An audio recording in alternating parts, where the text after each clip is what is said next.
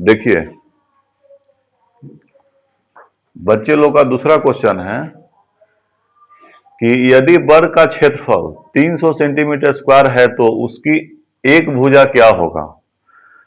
तो बार बार मैं आपको बताता हूं क्लास में कि वर्ग की चारों भुजा बराबर होता है, ठीक है ना। यहाँ एक भुजा की बात कर रहा है तो ये आपको फंसा रहा है, उलझा रहा है, ठीक है ना। वर्ग की एक भुजा मतलब क्या, वर्ग का तो चारों भुजा बराबर होता है ना, ठीक है। तो यहाँ पे देखिए वर्ग का क्षेत्रफल पूछ रहा है, तो जो पहले पूछेगा ना उसी का फॉर्मूला पहले लिखना है। तो यहाँ वर्ग का क्षेत्रफल आपका दे दिया है, तो लिखिए वर्ग का क्षेत्रफल। भुजा स्क्वायर होता है एरिया ऑफ स्क्वायर इज क्या होता है, साइड का स्क्वायर होता है, ठीक है। तो यहां पर क्षेत्रफल को ए से इंडिकेट करते हैं और भुजा स्क्वायर। तो भुजा आपका कितना दिया है, भुजा पूछ रहा है आपसे, एरिया आपको दे दिया है, ठीक है ना। तो एरिया आपका दे दिया है कितना, 300। तो क्षेत्रफल का जगह पर लिख दिया 300। ए आपको निकालना है, भुजा का स्क्वायर, या इसको उठा के आप इधर ले आइए। भुजा का स्क्वायर बराबर होता है 300, ठीक है ना। तो भुजा बराबर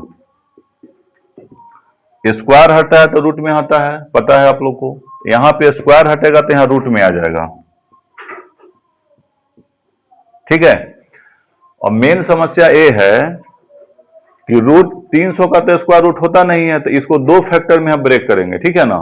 दो फैक्टर में इसको हम ब्रेक करेंगे, ठीक है ना। अब यहां पे देखिए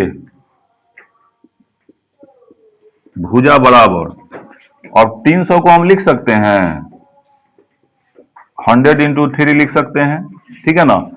क्योंकि दो फैक्टर में इस तरह तोड़ना है कि एक फैक्टर का स्क्वायर रूट होगा, एक फैक्टर का स्क्वायर रूट होना चाहिए।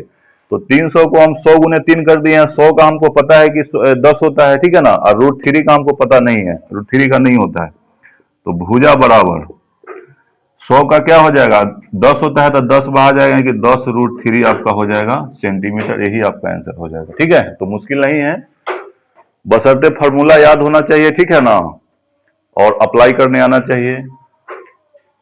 और अगर पूछता विकर्ण पूछता तो भी निकल जाता, अगर परिमाप पूछता तो भी निकल जाता, ठीक है ना। सारा चीज हम तोड़ तोड़ के समझा दिए हैं इंट्रोडक्शन क्लास में, ठीक है ना। कि परिमाप होता है परिज और माप। परि का मतलब होता है बाहरी, परि का मतलब क्या होता है, बाहरी। और माप का मतलब होता है मापना, ठीक है ना। तो परिमाप का मतलब होता है बाहरी साइड का, जैसे साइड है ना, तो इसी को हम परिमाप बोलते हैं, ठीक है ना। और क्षेत्रफल जब पूछेगा, क्षेत्रफल का मतलब होता है अंदर वाला, ठीक है ना, इसको बोलते हैं हम क्षेत्रफल, ठीक है। तो आपका क्वेश्चन बन के रेडी है, ठीक है ना। तो फॉर्मूला याद रखना है, क्वेश्चन को बना देना है, ठीक है ना। बने या नहीं बने, भीड़ जाना है।